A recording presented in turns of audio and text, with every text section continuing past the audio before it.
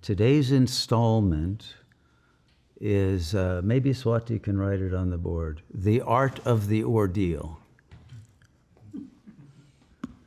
It's not the art of the deal, as people wish it would be, but if you want to make the deal, you got to go through an ordeal. And most Trumpists don't want to do that, so they end up revealing that they were bluffing. So, ordeal is an interesting concept because the word itself contains the fact that we are dealing with what God and karma has been dealing out to us, right? And will be dealing out to us in the future, and we have no choice in what we are dealt. And so the art of the ordeal is perhaps the most important art that we can, I won't even say master, but that we can endure learning. Now remember, we said that the repression of death in the social order led to the universalization of the death drive, right? When you repress death from your narratives and want to forget about it and try to increase your longevity and have a culture that is based on health fanaticism in every sort of way that you're all familiar with and probably seduced into, or intimidated by, or shamed because you haven't, or whatever. But there's a major social pressure that goes along with the continuing repression of death. And therefore, death has returned, the return of the repressed in cosmic terms. But the same is true with the repression of the ordeal, because our culture no longer has that kind of a rite of passage, you know, and the Jews moved the circumcision to when the kid is 8 days old. It's not the same kind of an ordeal if it happens when you're 13, right? I don't think there'd be too many Zionists around if it was still done that way. So I think that we're in a situation where the ordeality has been minimized and the jouissance quotient has been maximized. So the return of the repressed comes in the fact that now everybody's life is an ordeal. And it didn't used to be that way, because we did used to function as a superorganism, not as alienated, paranoid subjectivities that are always in a state of distrust and cynicism, nihilism.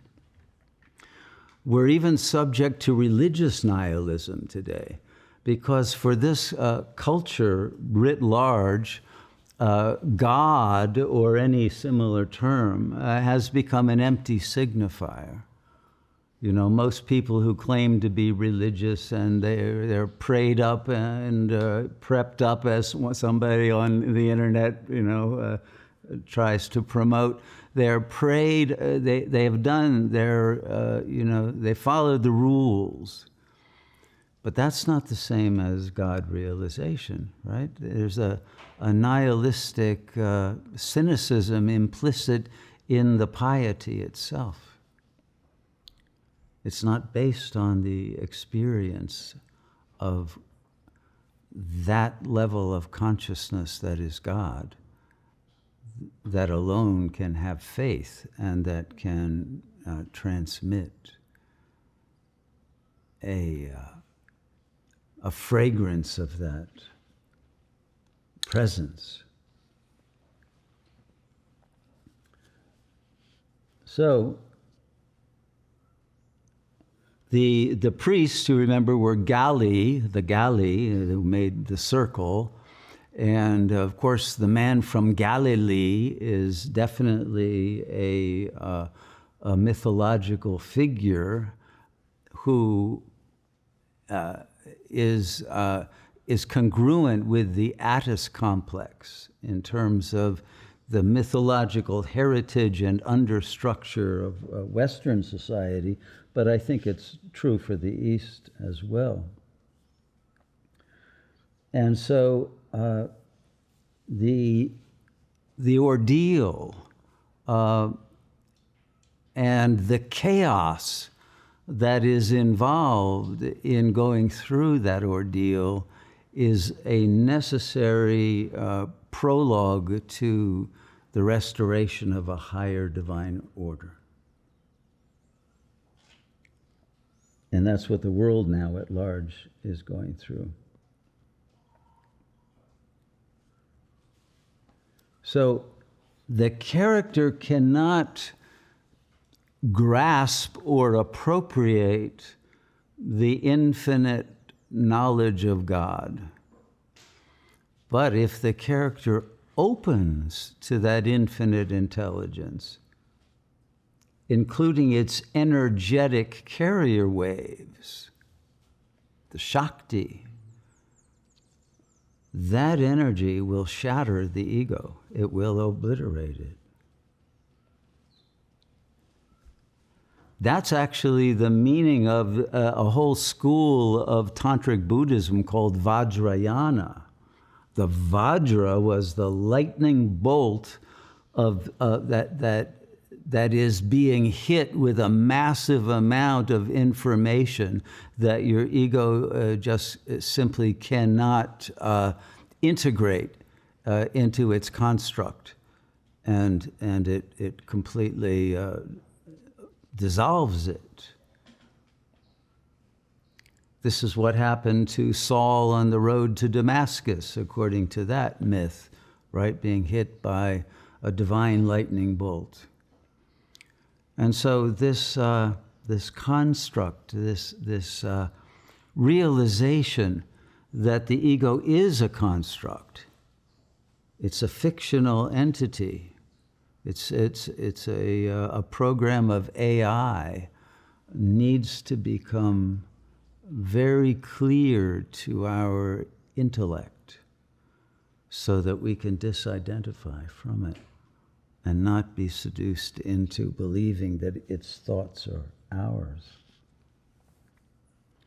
So interestingly, remember yesterday I said that the holiday, that there were two holidays called the Hilaria, right? We discussed the one of the vernal equinox, which is that of the myth of the death and resurrection of Attis.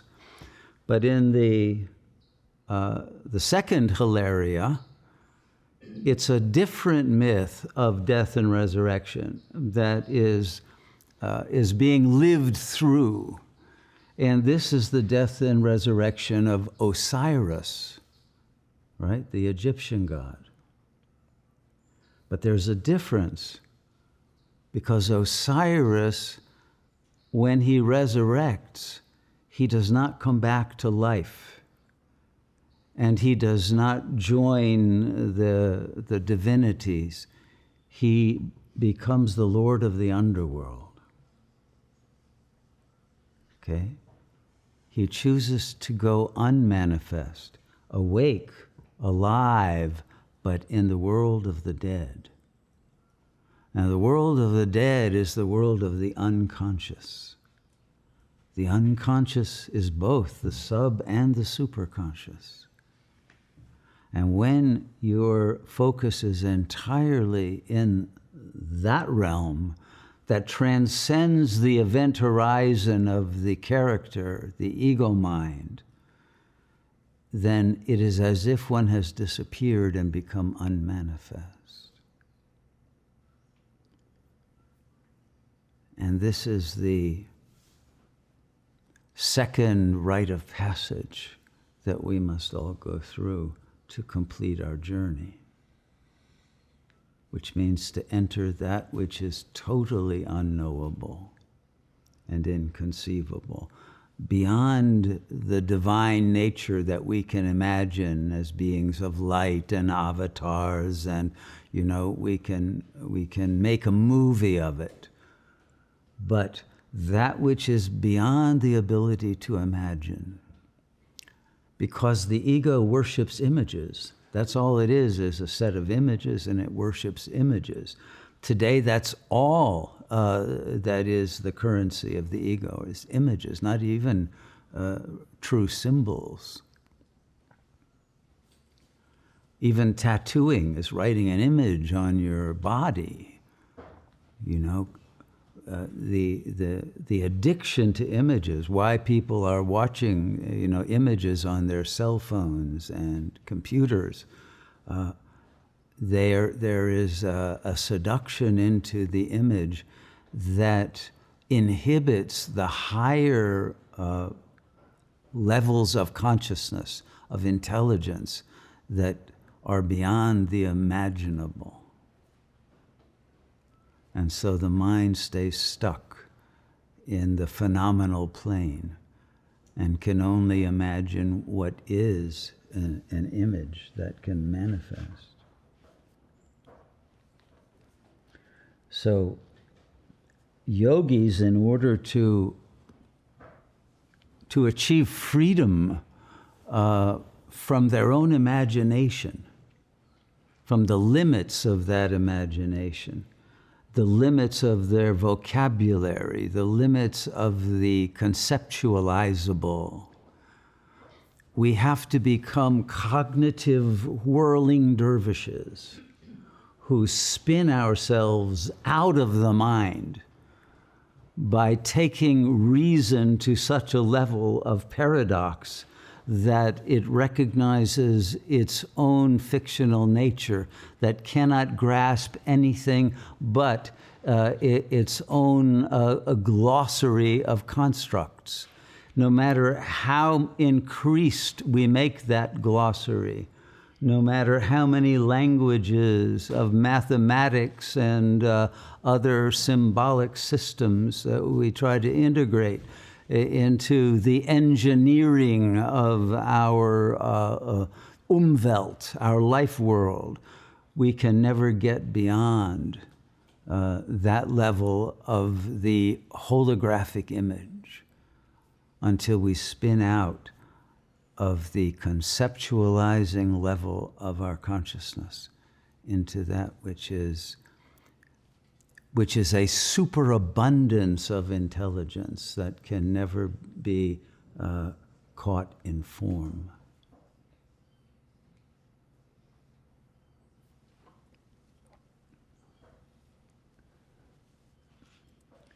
So,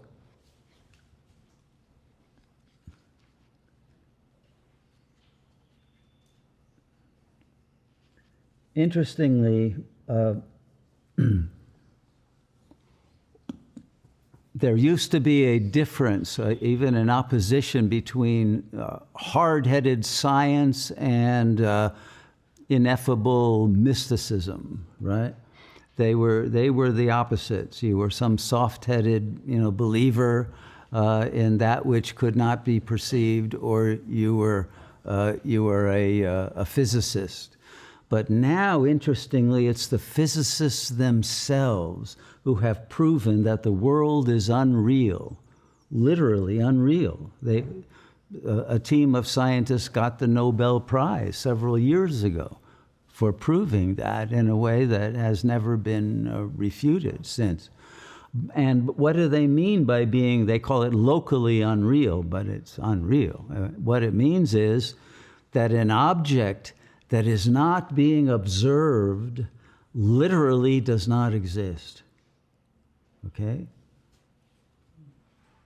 It's literally not there. In other words, what they're saying is basically The world is a video game, and anything that is not on screen at the moment isn't being rendered. There's no wastage of consciousness, keeping scenes visible when no one's looking at them. Why waste the effort, right? And what does that point to? But the unreality of the world, the fact that it is a holographic appearance in an observing consciousness, that itself is projecting that image into reality through its desire to observe what otherwise would not exist.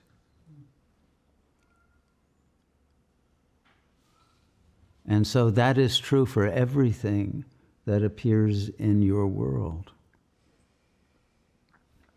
Now, once you understand that, once you know that your world is unreal and it's your own projection, and the one who's projecting it is an equally fictional character within that unreal world, what effect does that have on your consciousness?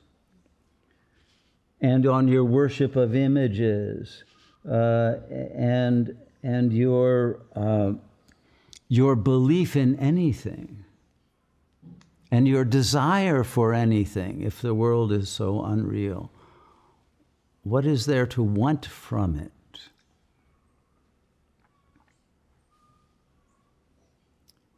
And if you take the logic of this far enough, you have to realize, wait a minute, I am consciousness, therefore I'm not the character.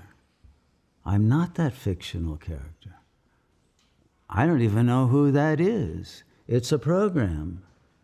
It has no reality and no relationship to what I am. And then once you realize the real I amness that was never born, never identified, that has freed itself from the real core of the Attis complex, which is the separation from mother as matter. Mater, mother, and the whole material world as the mother goddess is what must be separated from.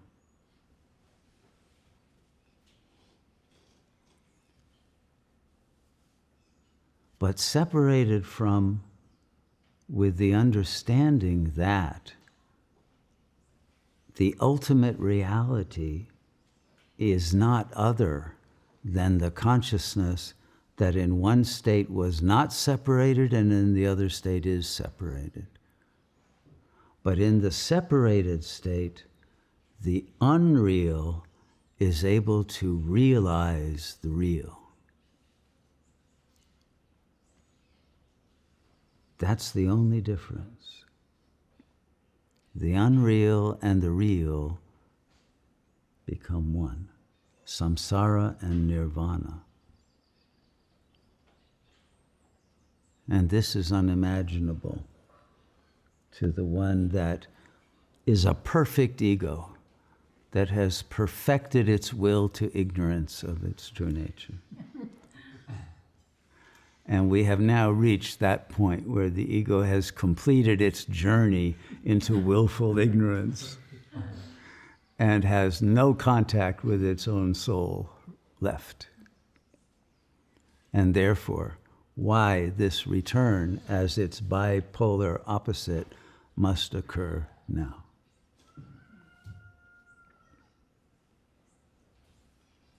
So, now, interestingly, this understanding was brought to the attention of the West in the postmodern work of a theorist named Jean Baudrillard. All right, we saw a video recently about some of his early work. And Baudrillard developed a theory of the four orders of the simulacrum. But he said at the first level, if you go back in time before high tech and industrialization, you had an original, And someone very skilled could counterfeit an original, but it was very difficult, and the counterfeit usually didn't work. So there was no ability to copy, or very little. In the second mode after industrialization, there is mass production. So there's a model, and then there's infinite number of copies, but the model is not different than the copies. That's the level of simulation. But then we get to the next stage in which simulation becomes dissimulation. And this is where the concept of the simulacrum comes in. When you think about AI producing deep fakes, producing films that seem to have living actors, but they're only animated electrical bits, and you can't tell the difference. This kind of work is, you could say, Baudrillard uses the concept of a simulacrum, meaning a copy that has no original. Okay? And this, in a way, was a great breakthrough in Western philosophy. The only problem is that 12 or more centuries earlier, this was already understood